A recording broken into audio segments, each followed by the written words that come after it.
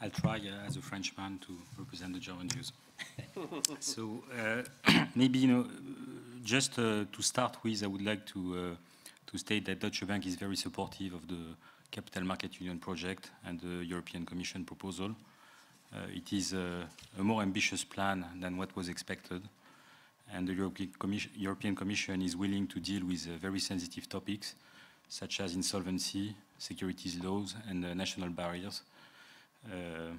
So for us, basically CMU is a big opportunity for Germany and for the 28 member states. And it is both positive for financing the economy and supporting financial stability. And we welcome very much the new focus on balancing stability and growth that is evident in this proposal. So on the German, before going about the German position, I think there are a few elements of context I would like to make.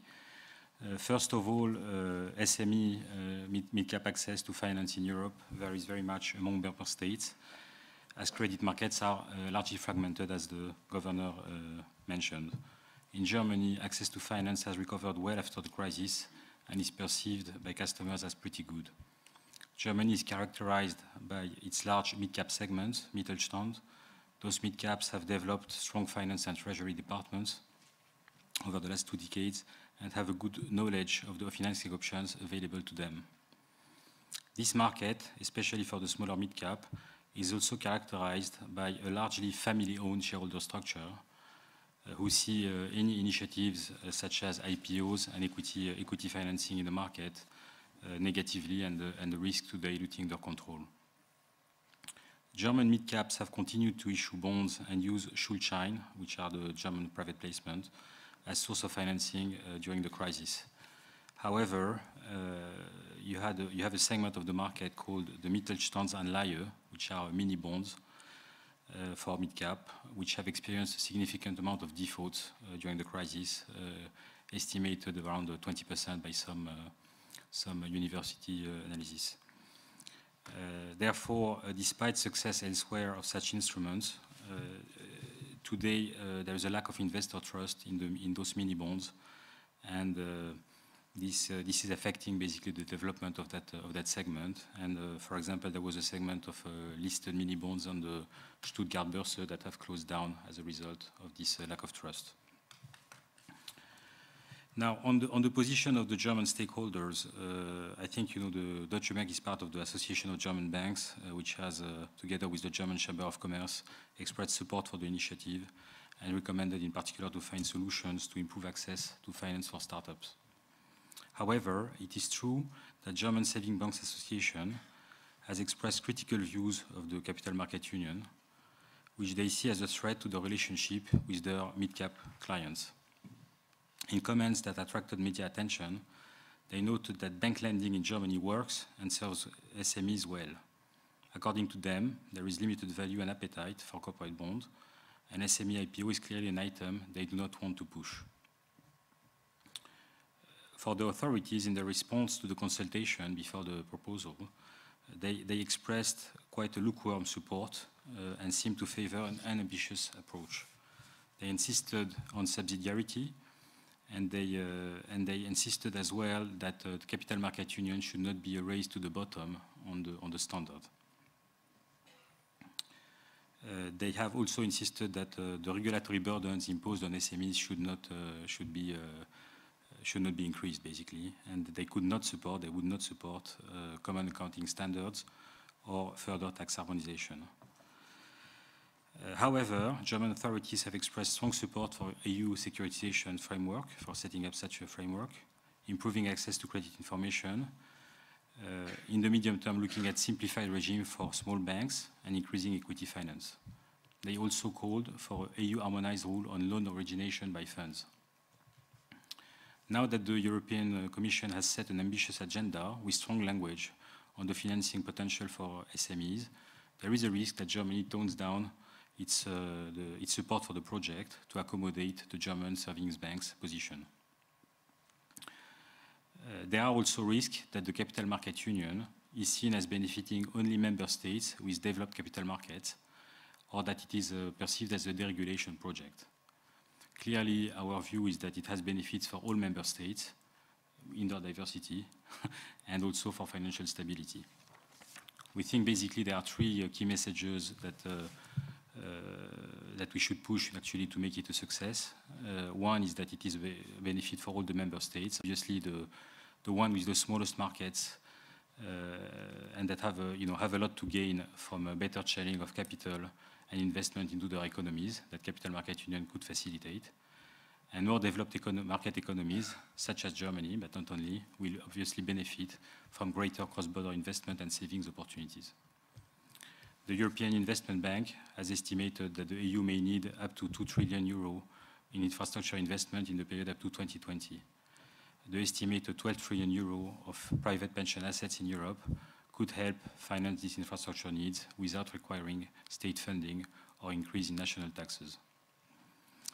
The second point is that Capital Market Union, to us, is complementing bank lending. It is not replacing it. It will not replace bank because, effectively, we think European universal banks, including Deutsche Bank, will continue to have to fulfill vital role of relationship-based lending, arranging debt financing in the capital market, and credit assessment of the companies. Bank will remain essential to the liquidity in the capital markets. And we perceive that bank disintermediation will still take quite some time to develop safely. The third message is that we think Capital Market Union is an opportunity to reinforce financial stability for three reasons. One is that effectively having diversified funding, having a market option is obviously a way to develop a shock absorber for companies. The second point is that Capital Market Union is an opportunity, we think, to bring from the shadow banking, to regulate it.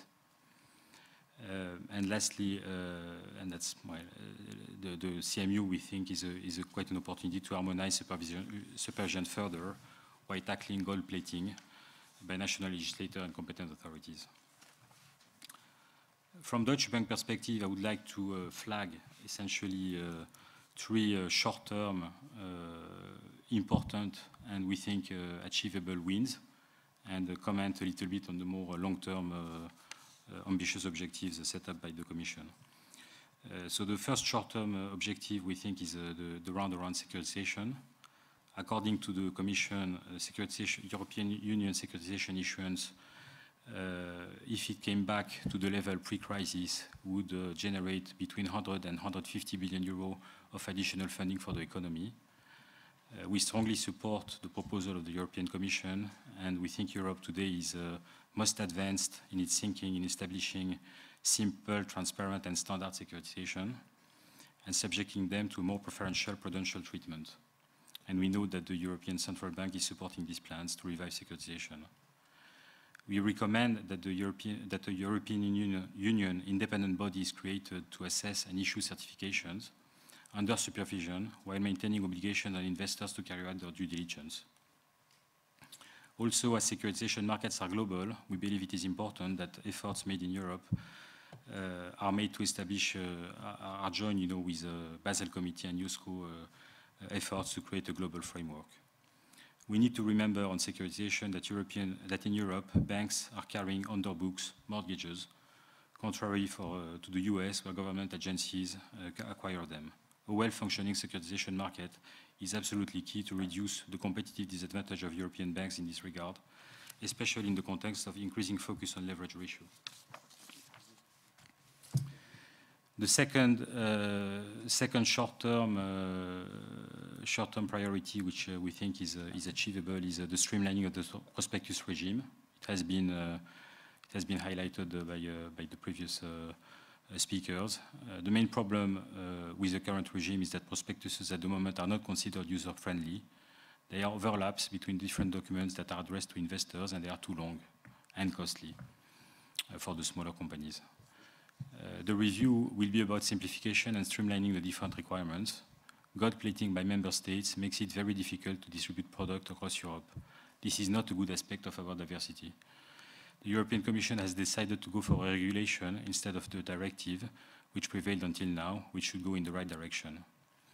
The European Commission should also look at enhanced passporting, passporting should be possible without national competent authorities imposing additional requirements at national level, such as further disclosure related to local law issues or delivery of compliance statements unrelated to prospectuses. Third, short-term win, so to speak, relates to cross-border investment. We think, review of the national implementation of the Alternative Investment Fund Manager Directive is needed. Many regulators have added national characteristic and have de facto fragmented the market. It's a big problem for us. We can't, basically distribute. It's very costly to distribute a product. It's impossible, basically, to distribute a product across markets. As far as, the medium and long-term sensitive issues of insolvencies and restructuring are concerned, would like to flag that for us, obviously, it was stated that full harmonization is unrealistic, given it goes to the core of different civil law tradition. Nevertheless, we don't think the issue around solvency is one of heterogeneity. The issue is one of inadequacy of laws in certain member states. We agree with the European Commission that early debt restructuring procedures and second chance provisions should be introduced in those member states which have not yet modernized the restructuring insolvency regimes in this sense. We also agree with the European Commission that excessive length and cost of formal insolvency proceeding should be limited in order to increase recovery rates for creditors. To address these concerns, the European Commission could consider to harmonize certain standards of expedited restructuring procedure across the EU jurisdiction. These standards could focus on time limits for preparing restructuring plan, for approving it, remedies, valuation method in restructuring situation, the legal option to calm down shareholders and creditors without an economic interest in the company to be restructured. Thank you.